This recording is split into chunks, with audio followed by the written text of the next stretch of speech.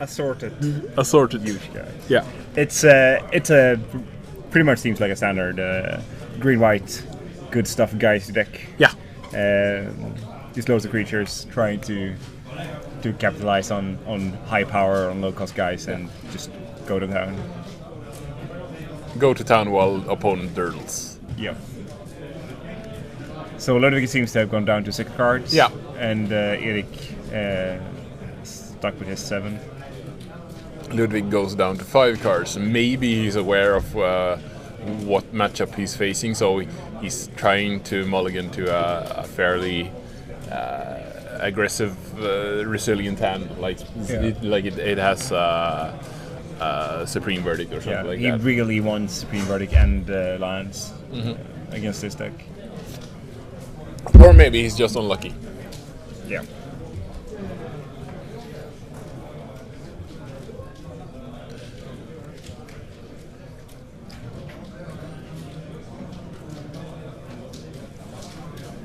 And I think we'll be seeing some really huge creatures from Erik early on here.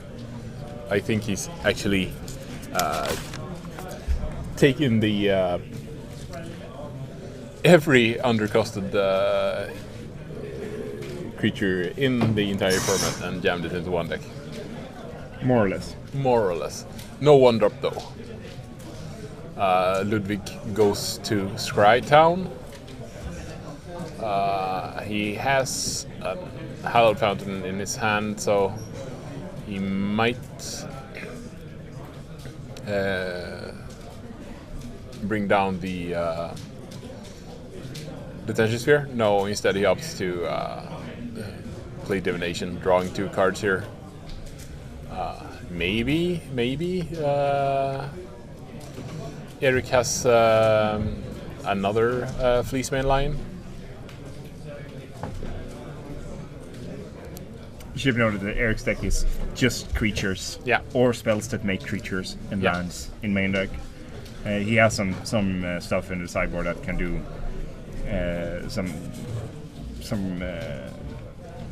interaction. Some interaction other than just smashing head. Yeah. But main deck, he's all about just getting the creatures out there and attacking for as much as he possibly can.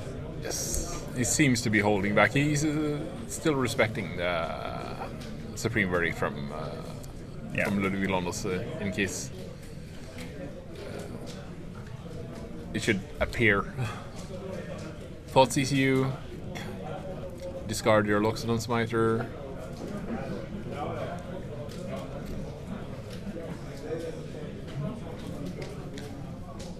He shows a hand of double Boom Satyr, double all doubles. Celestia Charm, and double Advent. Yeah.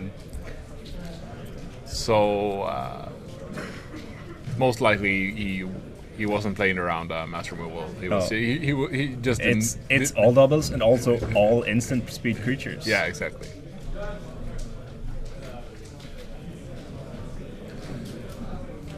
And now we have the names in the right places. Ludvig grabs Celestia Charm out of Erik.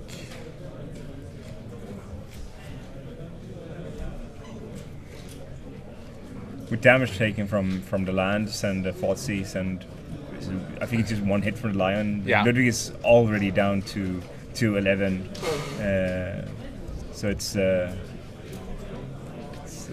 definitely quick for him to really need to respect the threats that Erik presents. He will get a 2/2 now and 2/2 vigilance here. He could possibly draw the land to be able to. I think it's only 4 mana to bestow the Satire. No, it's 5. Okay. But 4 mana still gives you a 5/5. Yeah, that's true. Experiment 1. I think you do that one. Yeah, I did. Yeah, I know. Ludvig goes on with the scrying. He's thinking about what's on top. Could it be a Sphinx's Revelation? That would be kind of the card that Not quite can't sure. leave a Sphinx Revelation there now. Just a forest from Erik now, and he can play his entire hand. Yeah. And it's just filled with power, and there we go. Yeah. So it's going to be a rough road ahead for Ludvig here. Yeah, he has one counter in hand to solve here. This is everything that Erik plays now is instant speed, so yeah. It's just going to be hard for Ludvig to keep up. Yeah.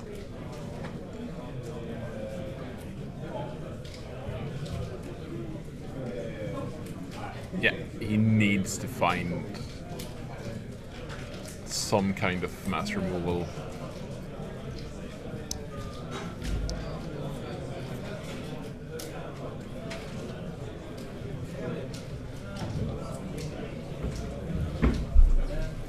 Swings for 4, takes Ludvig down to 2. Make sure he can't play any untapped Ravnica duels. Yeah. And that's the game. So what do we think they will be bringing out of in? sideboard, Erik will definitely bring in Mistcatter Hydra. Yeah. Maybe the Sunring Growth, but I'm not sure on that. It's a good way of answering the detention spheres that Ludwig might not see coming. And it's still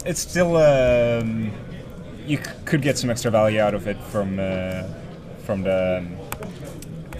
populate on the spell as well. Yeah, exactly. So it does do something more than just destroy a detention sphere. Yeah, exactly. For Ludwig, there are some Blood Barons maybe. Yeah, these blood barons are actually a fairly well protected versus most of Ryding's creatures.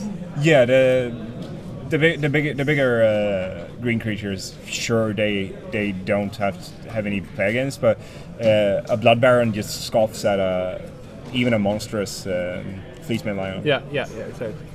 It just creates a very, very hard problem for Erik to solve. Yeah.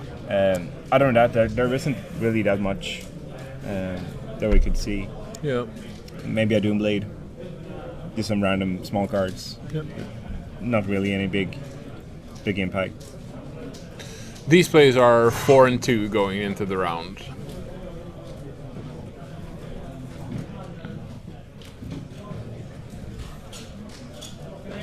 And it is round 7, yes. Yeah.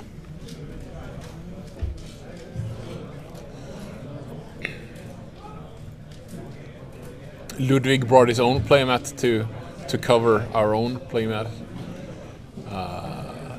He needs to show off his playmat from Grand Prix Portland. Who doesn't have a Grand Prix Portland playmat? Yeah, who doesn't indeed? Do you have a Grand Prix Portland? I do. I don't. Well, you're one of those guys. Yeah, one of those guys that never went to Portland. Is that actually a card art, or is it? Yes, it's Progenitor Mimic. Oh yeah. I see now.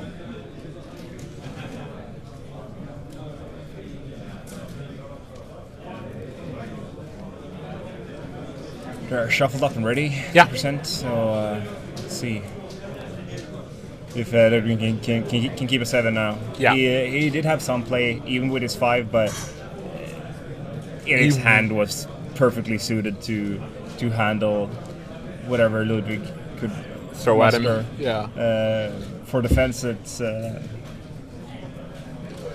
there's a 3-lander. we see a Blood Baron. Yeah. At least A 3-lander for Ludwig. I thought it was a 1 Scryland and two Blood Barons and detention spheres and some lands. Yeah. I thought there was a Hallowed Fountain at the back. If there's only the plains and the Scryland, I would almost ship this back. Even with the Scry. Yeah, well, he is on the draw. Oh, he is on the play. Yeah. So you'd have to suspect that there's 3 lands. Yeah. Even with double Blood Baron, it's just not fast enough. if you miss a land draw. Yeah. Then you're pretty much screwed. So we have to assume that there's 3 lands. Yeah, there's land there somewhere, I think. Erik quickly goes down to 5, and Ludvig, through the universal sign language, explains that to all the viewers out there. He's claiming that he wants this game to go to game 3. Yeah. Or with this match to go to game 3.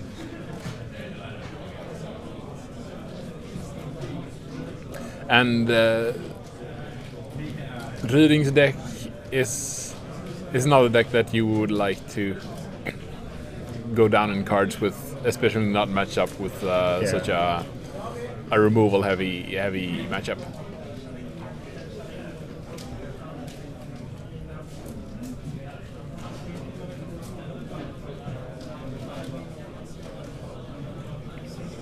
But we'll see what he can muster up.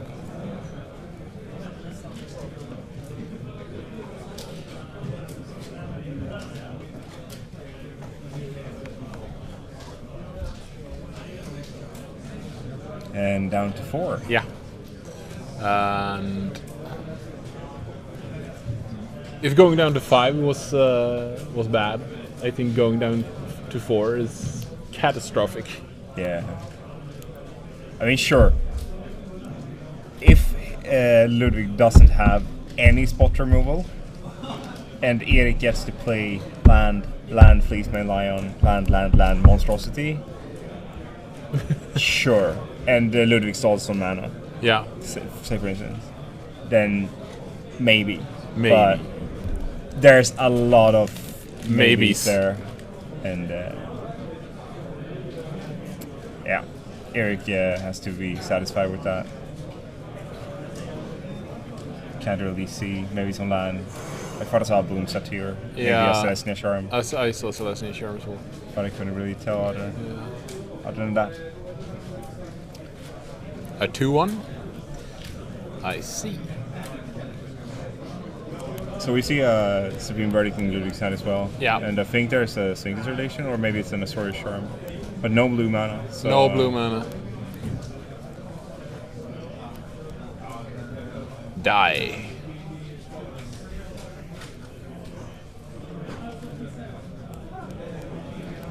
Voice of Resurgence might be able to fight back some of the card deficiency. Yeah. Even in any land now that Ludvig draws him, he can play his Blood Barons. Yeah. And that's... Except for the Scry lands. Well, he can play it still after... Well, any land enables him to play it. Yeah. But if he keeps drawing blue cards, then maybe Erik has a realistic shot. He's presenting a three turn clock. Yeah. But just any land now, and then a Blood Baron, either this turn or the next end. Yeah. This game is completely different. He did draw the white hate card. Oh, Glare of Heresy. There we go. So now we're back on a more manageable 6-turn clock. But 3-turn clock. Erik fights back.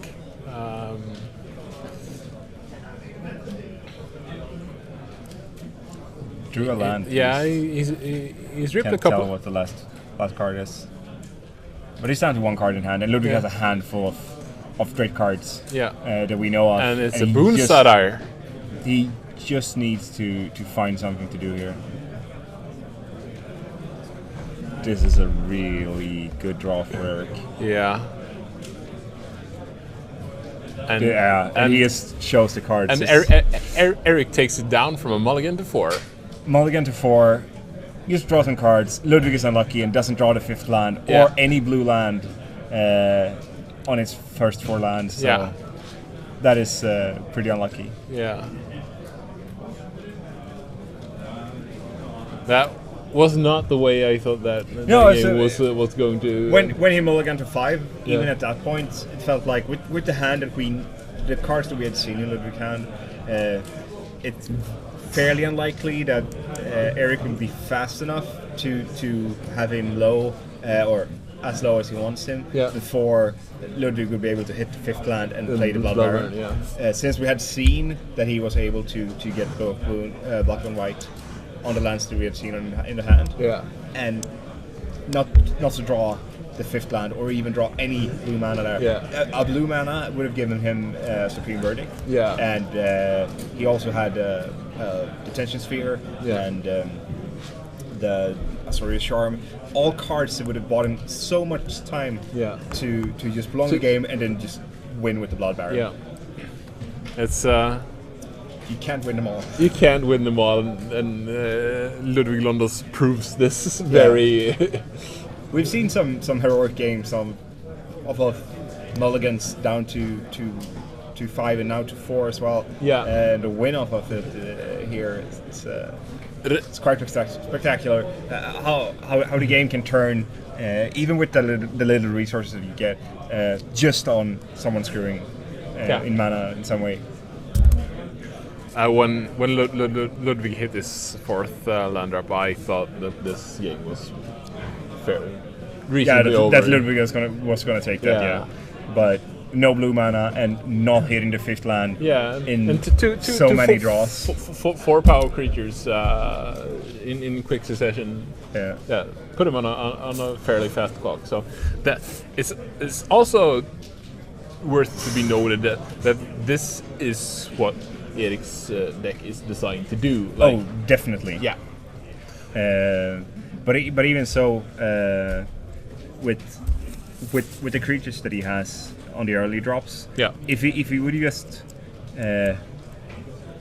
we can assume that he had the 2 lands on the 4-card hand, and then draw on. I think he had one, just 1 land on the 4-card hand, and then be lucky enough to draw the different color. I guess there was a Temple Garden, so it doesn't matter. But it's still just hitting the 2nd and 3rd land there. And then you just keep rolling the creatures out, not falling to the verdict in Ludvig's hand there. It's he pulled it off. For sure. It was. He was also kind of in the position where he couldn't really afford to care about divine verdicts. Like, it's Supreme Verdict. Even if he would have, or even if Ludvig would have drawn a blue land as the 4th land, there would have been a verdict. Fine. Then he would have played his Bone Satire, and he would still have had 6 powers on the board at that point. Since he gets the token from the voices. So maybe at that point he would have just gone for the Detention Sphere on the voice and then used the verdict. But I don't know. That's kind of the amount of time that Ludvig didn't have. Well, that would have been if he'd have drawn the blue mana for earlier. For the 4th land. But we have Erik here, so. Thank you. Hello, welcome. Thank you. And so, how does the deck play when you get to play with 7 cards? Better. It was quite good now. It's like I can't complain on that hand. So, well, it was never a game, either game. No. What was the 4 cards that you kept in the last game? It was 1 land. And I had the Bone Satire. I had the Voice of Resurgence. I had. Was it the Elephant as well? Yeah, I think the Elephant also. Yeah, that's mine. So. All of those cards are very good in the matchup. So probably. So I mean, he can't counter the Elephant. The Voice of Resurgence is kind of messing with his. He can't play any instance, and the Wound Satire coming down at the end of turn if you want to. So if I were to choose a 1-lander for a card, I would probably pick something like that. Then draw 4 lands in a row. That was quite good. that was very skillful. You even missed a land drop? Missed the 2nd turn. You drew the Soldier of the Pantheon instead. I don't know. Did you see his hand afterwards? Yeah. We saw the 7 cards that he kept. We could see many of the cards. Three black white lands. I think there were the black had white 4 lands, lands. and two blood barons and something more. And then we just saw him draw into Verdict and Detention Sphere and the Soria Charm. No blue mana. Hit the 4th land, still no blue mana, and not hitting the 5th land. And it was just, well, sometimes you're lucky, sometimes so just getting the pressure on the board that early, as you did in the last game. It presents a problem for the Esper decks. Yeah, it's a very angry deck that you're playing. Yeah, I know.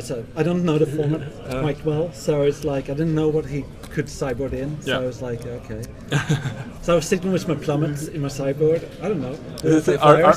Are these any good? Yeah, no, I take it away. So don't sideboard in. That seems good. So how did you figure when you chose the deck? You wanted something that I want something easy. Yeah, that they did their own thing. Yeah. It didn't matter what the opponent did. That gives pressure, so you don't have to like outplay your opponents. Yeah, exactly. It's better to outdraw them than outplay them. Yes. Even if you only get to draw 4 cards. Yeah, exactly. So no, but it's been a very good deck. So I played against Mono Red before, and that was like very easy match. Yeah, it seems very easy. At every point in the curve, your creature will be larger than his creature. So it was yeah. So, well, thank you for coming around. Yeah, thank you. Good luck to you in the draft portion. I need it. So.